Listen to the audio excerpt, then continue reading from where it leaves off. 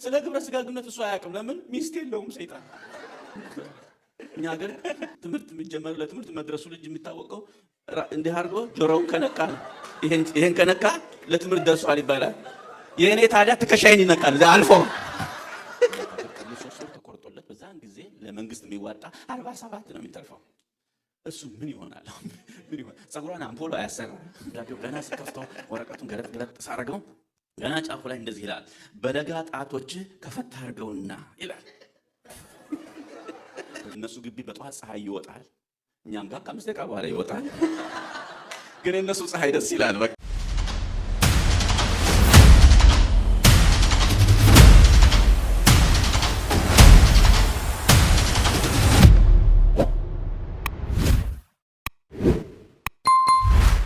እንዴት እግዚአብሔርን እጮኛ ስጠኝ ለማለት አፍራ ትጸልይ። ምን አለች? በዙሪያ በኩል ጌታ ሆይ እንግዲህ አንተ ታውቃለህ፣ ለእናቴም ጥሩ አማች ስጣት አለች። የእናቷ ጥሩ አማች የማባል ነው? የእሷ ባል እኮ ነው፣ የእሷ ባል ነው። ለእኔ ጥሩ ባል ስጠኝ ከማለት ይልቅ በእናቷ በኩል በሾር ነኝ፣ አንድ ነኝ፣ እኔ አንድ ነኝ። የማገባውም አንድ ነው። 4 ሴት ማግባት አልችልም። የፈረስ ጉልበት የለኝም 4 ሴት ማገባበት። ሁለተኛ የእግዚአብሔር ቃል አይፈቅድም። ስለዚህ እኔ ምን አልኩኝ? 3ቱን በቢል ዲስካውንት መቀነስ አለብኝ ብዬ ጸለይኩ እና አንዷን ጣልኩ። እችኛዋ የሀብታም ልጅ ስለሆነች ማግባት አልችልም ማለት። እችኛዋም እንደዚሁ ከጣልኳት ባለቤቴ አንዷ እሷ ነች። አሁን ያገባኋት ባለቤቴ እሷንም ጥያለሁ። እሷም ቤተሰቦቿ ሀብታሞች ናቸው። እኔ ደግሞ በድህነት ያደግኩ የገበሬ ልጅ ነኝ። እግዚአብሔር ነው በጸጋው እሱ ውስጥ አስገብቶ እንደዚህ ቀባብቶ አበጃጅቶ ለዓለም እንድጠቅም አድርጎ ያወጣኝ እሱ ነው እንጂ እኔ አስተዳደግ ራሱ 11ኛ ክፍል 11 ዓመት ሲሆነኝ ነው ራሱ ትምህርት ቤት የጀመርኩት። 11 ዓመት ትምህርት የሚያስተምረኝ የለም ነበር። እኛ ሀገር ትምህርት የሚጀመረው ለትምህርት መድረሱ ልጅ የሚታወቀው እንዲህ አድርጎ ጆሮውን ከነካ ይሄን ከነካ ለትምህርት ደርሷል ይባላል። የእኔ ታዲያ ትከሻይን ይነካል አልፎ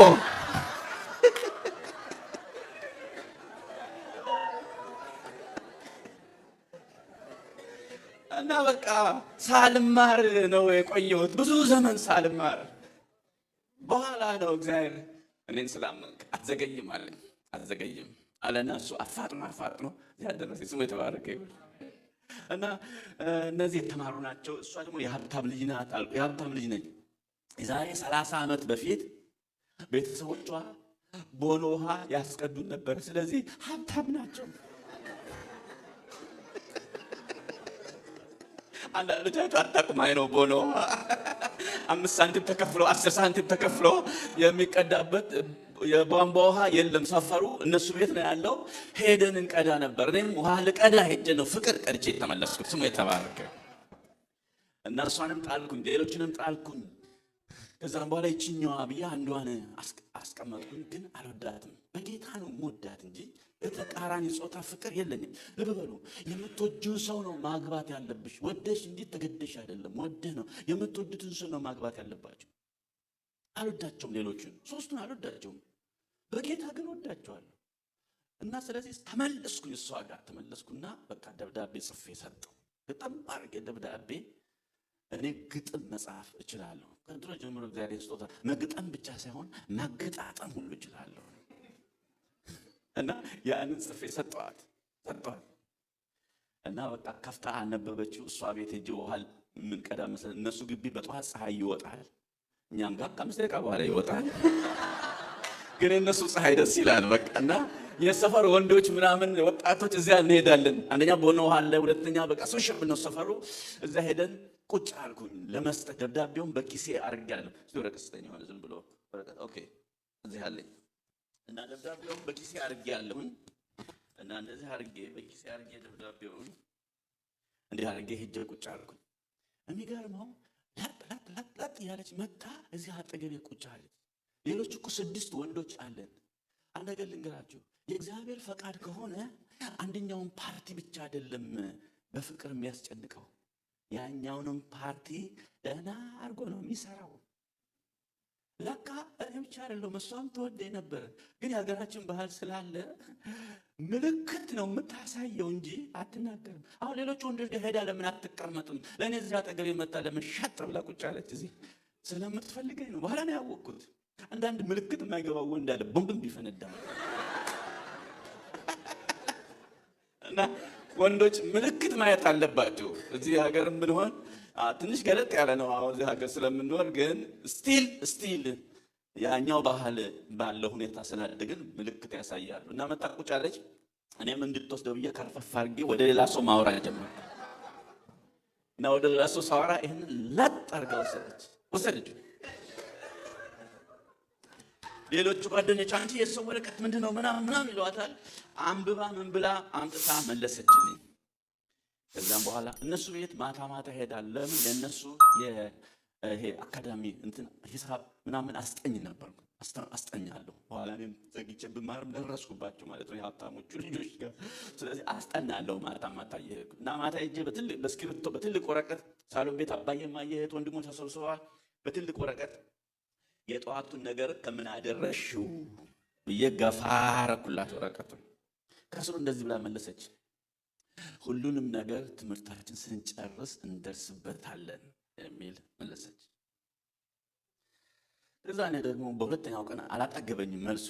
የትናንትናውን ነገር ከምን አደረሽው ብዬ ገፋ አረኩ። ደሴም ሪስፖንድ እሷ ትምህርታችን እንደርሳለን። በሶስተኛ ቀን የትናንት ወዲያውን ነገር ከምን አደረሽው ደሴም ሪስፖንድ። መጨረሻ እንደዚህ ቤት ጻፍኩ፣ የማረባውና ልክስክሱ እኔ ነኝ፣ ሁለተኛ እዚህ ቤት አልመጣም ብዬ ጽፌ ሰጠው። ግን አልቻልኩም መቅረት። እሷን ማየት ትፈልጋለሁ፣ በጣም ነው የምወዳት። በመጨረሻ ላይ ሁሉ ነገር ካለፈ በኋላ መጨረሻ ላይ አንድ ሳምንት ነው የቆየችው። ደብዳቤ ጽፋ መለሰችልኝ። ደብዳቤው ገና ስከፍተው ወረቀቱን ገለጥ ሳረገው ገና ጫፉ ላይ እንደዚህ ይላል፣ በለጋ ጣቶች ከፈታ አድርገውና ይላል። ይሄ ነገር ለጋ ጣት ካለበት መልሱም ለጋ መሆን አለበታል። እና ምን ይላል? በለጋ ጣቶች ከፈታ አድርገውና እንደዚህ ይላል፣ እኔም እኮ ወድሃለሁ፣ እኔም ትጸልይ ነበረ፣ የእግዚአብሔር ፈቃድ እንደሆነ አረጋግጫለሁኝ፣ ተስማምቻለሁ ይላል። 7 ዓመት አብረን ኖርን። 7 ዓመት እንደ ወንድሟ ነው መስለው። እኔ በኋላ ልንጋባ ለቤተሰብ ስናገር ዘመድ አይደላችሁም እንዳሉ ዘመድ ነው ምን መስለው። በግብረ ስጋ ግንኙነት ወደፊት ጤናማ አንሆን እንደው እንጣጣም እንደው አንጣጣም እንደው እንመካከር። ይህንን ሐሳብ ያመጣው ማለት ታውቃላችሁ፣ ሰይጣን ነው። ተጣጣሙ እንደው አትጣጣሙ ብሎ ሰይጣን ነው። ሰይጣንን ደግሞ አትመኑት። አንደኛ ውሸተኛ ነው፣ ሁለተኛ በዚህ ደግሞ በጣም ውሸተኛ ነው። በትዳር ጉዳይ ሰይጣን አያውቅም። ለምን? ስለ ግብረ ስጋ ግንኙነት እሱ አያውቅም። ለምን? ሚስት የለውም ሰይጣን ሞክሮ አያውቅም በዚህ ጉዳይ ላይ ሚስት ስለሌለው እኛን ነው ማመን፣ እኛ ሚስት ያለንን። የሁለተኛ ደግሞ እንሞካከር ማለት ምን ማለት ነው? ይህን ጥያቄ የሚያቀርበው አብዛኛው ወንድ ነው። ሴት እንሞካከር ብላ አታውቅም። እርግጥ አንዳንዶች አይጠፉም፣ አንዳንዶች ከመቶ 1-2 አይጠፉም። እስቲ ሞክረኝ የሚሉ እኮ ጦርነት አይደለም ይሄ።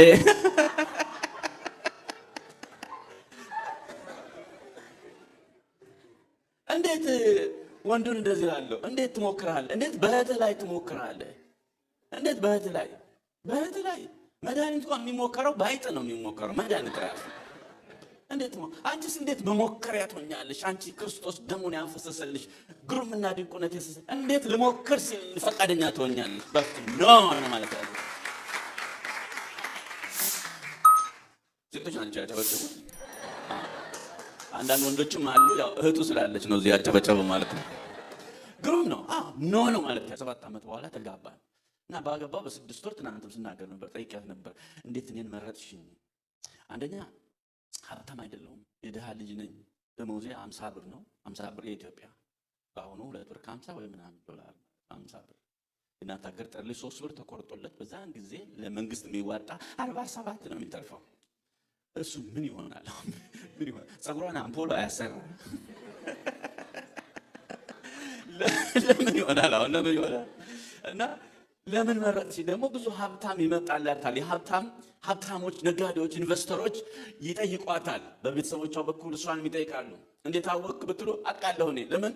በምትወዱት ሰው ዙሪያ ሳተላይት ትተክላላችሁ።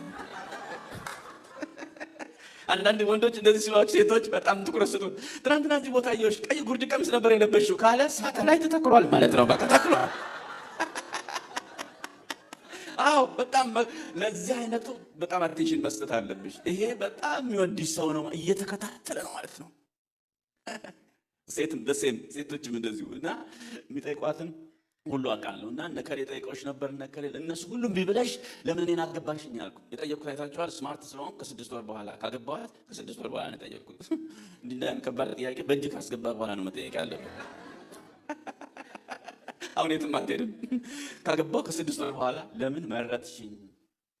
እኔን እንዴት መረጥሽ? እንደዚህ አለች። ለእናንተ ትምህርት ስለሆናችሁ እኔ የምፈልገው እግዚአብሔርን የሚፈራና እኔን የሚወደኝ ሰው ነው እንጂ አብረን እናድጋለን። ድህነት ስንወለድ የመጣ አይደለም። አብረን እናድጋለን፣ እንሻሻላለን። እኔ የምፈልገው እግዚአብሔርን የሚወድና እኔን የሚወደኝ ሰው ነው አለች። ዛሬ አብረን አድገናል። አብሮ ማደግ ይቻላል ወጣቶች።